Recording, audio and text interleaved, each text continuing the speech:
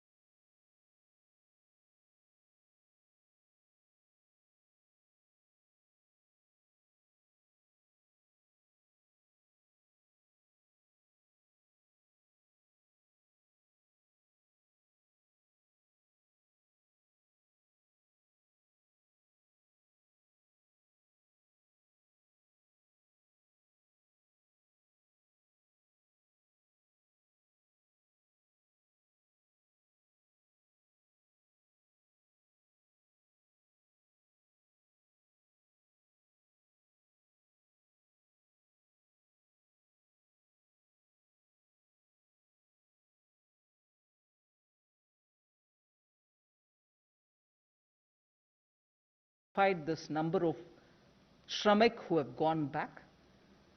Everyone who needs the assignment will be given the jobs, and under the 25 different works, the objectives which have to be achieved will be achieved using the Shramik who are there having returned from different parts of the country. The monies which have been allotted to these projects, budgeted amounts, and if necessary anything more, will all be added together. At the moment, broad total that I can disclose to you all, it's about 50,000 crores.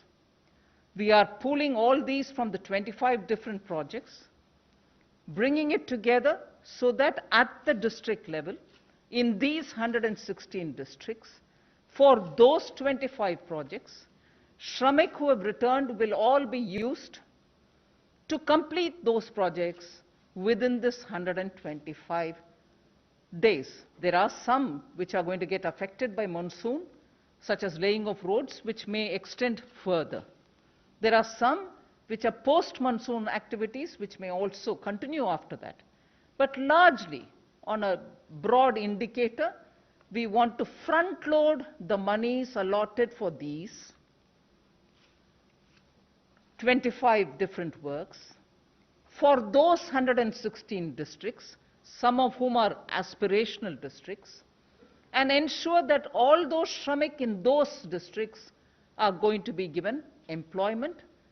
And therefore, for them, for the next 4 months, we are clearly showing a direction through which their skills, their man days, person days will be used so that assets will be created in those districts, whether it is digging of wells, poultry sheds, or laying of Gram Sadak Yojana roads, or building some panchayat, buildings. Like for instance, yesterday, we had announced from the Finance Ministry that we've released the 15th Finance Commission recommended monies for the local bodies.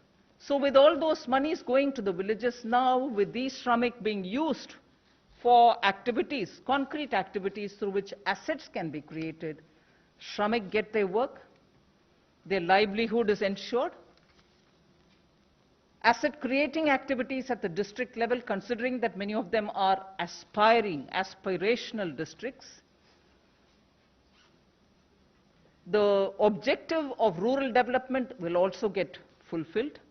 And I'm glad to say, to recall, that in our budget and also during the announcement, during Atmanirbhar Abhiyan announcements, we had come up with the viability gap funding for building agriculture-related infrastructure, for ensuring that those farmer-producer organizations will go into the villages to create agri-processing units.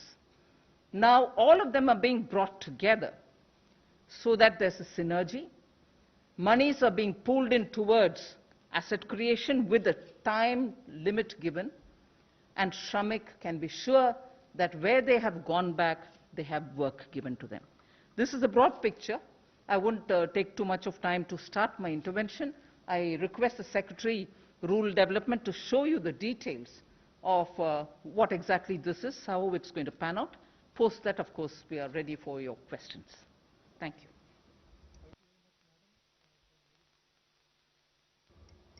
Clearly articulating the philosophy behind the Garib Kalyan Rozgar Abhiyan, which aims at providing meaningful livelihoods to the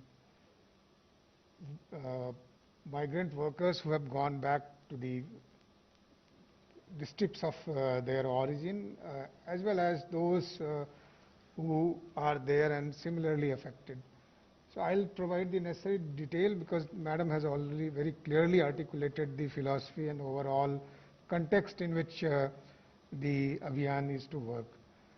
Madam, before I begin, I should also add that during this period after the pandemic and after the lockdowns were announced, our Gram Panchayats and our SHGs have done wonderful work, ma'am, and I should say some statistics which will illuminate the kind of work that they have done.